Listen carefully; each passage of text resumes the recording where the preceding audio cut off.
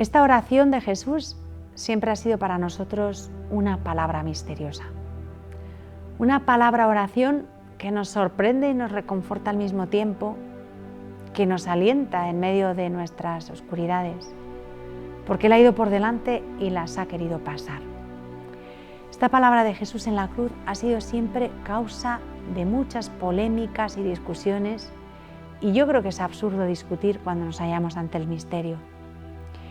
Lo más sensato es arrodillarse y adorar el misterio desgarrador e inabarcable del amor eterno, del eterno, en el corazón de carne de su Hijo. Jesús en este momento está rezando el Salmo 21. Lo deducimos porque Él, en su oración personal, llama siempre a Dios Padre, Abba, no Dios mío. Por eso ahora mismo, en este momento, podemos afirmar que simplemente está rezando y recitando el Salmo 21.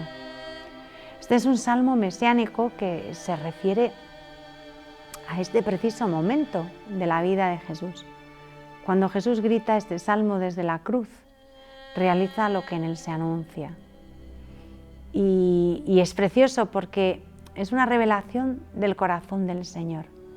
Si no tuviéramos a Jesús sirviéndose de este salmo para gritar su angustia, podríamos pensar que Jesús no sufría realmente, que sobrellevaba con mucho ánimo y mucho gozo los dolores de la pasión y que tenía una especie de plus de aguante, ¿no?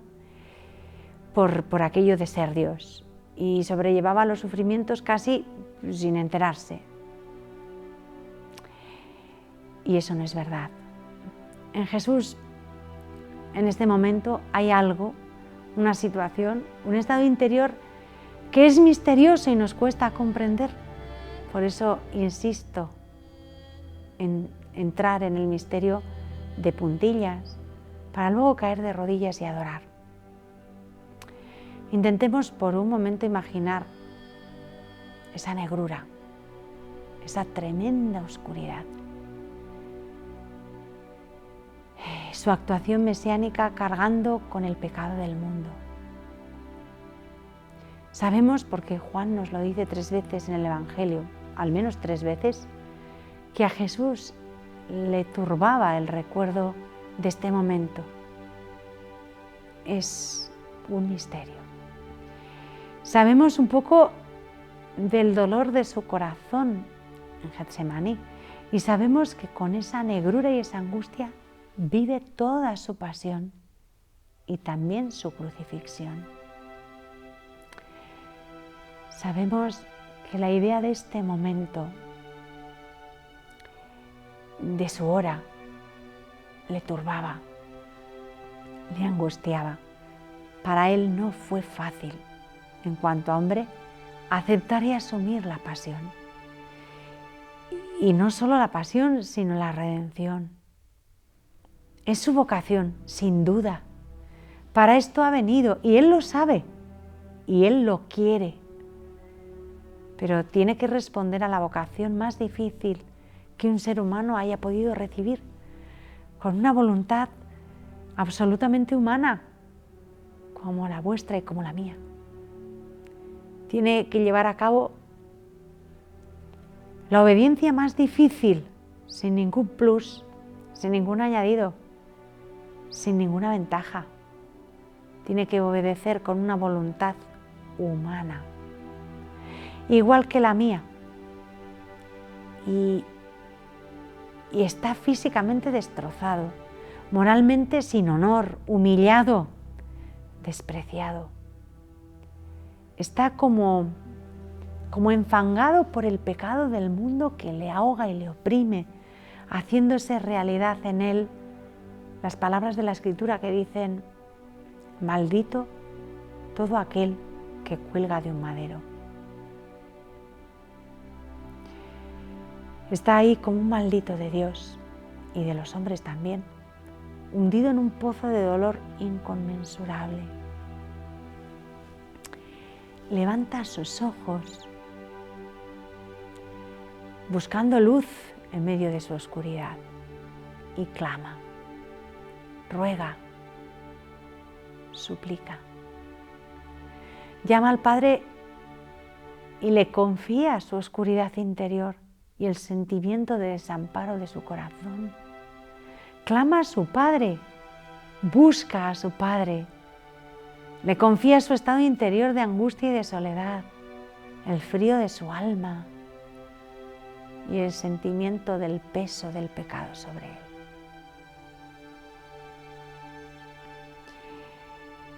Jesús no se sintió abandonado por el Padre. Él sabe que el Padre no abandona nunca al pecador, ni a aquel que lleva el pecado. Sabe que es el pecador el que abandona al Padre. Sabe que el Padre está con él aunque el peso del pecado que ha cargado le impida tener ese contacto estrecho con él. El abandono que realmente le duele a Jesús, porque es el abandono real, es el nuestro.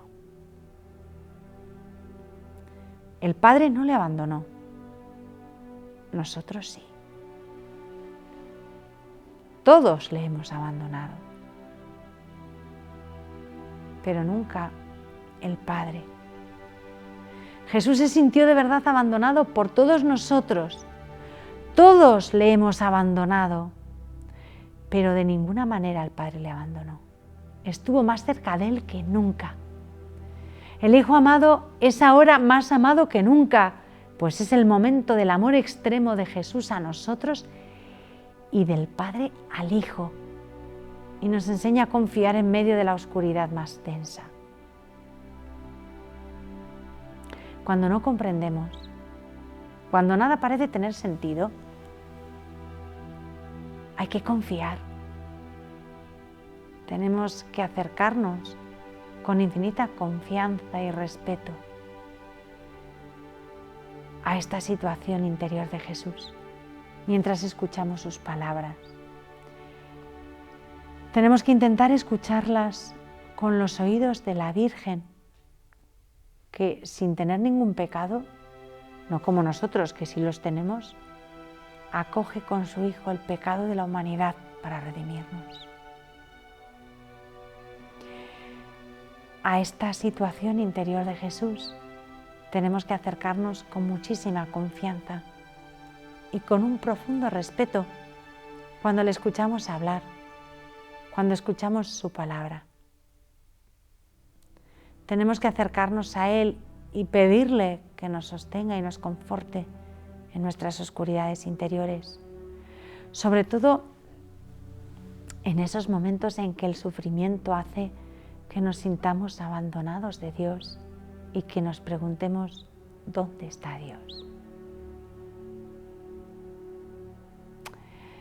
Que nos enseñe a confiar a pesar de la oscuridad, a no dudar de la bondad del Padre cuando no comprendamos.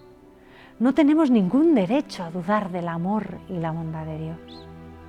Que yo no comprenda las cosas no significa que Dios sea malo, que Dios no me ame. Significa solamente que yo no comprendo. Y no tengo por qué comprender todo. No estoy llamada a comprender todo. Mi vocación no es comprender todo como Dios comprende.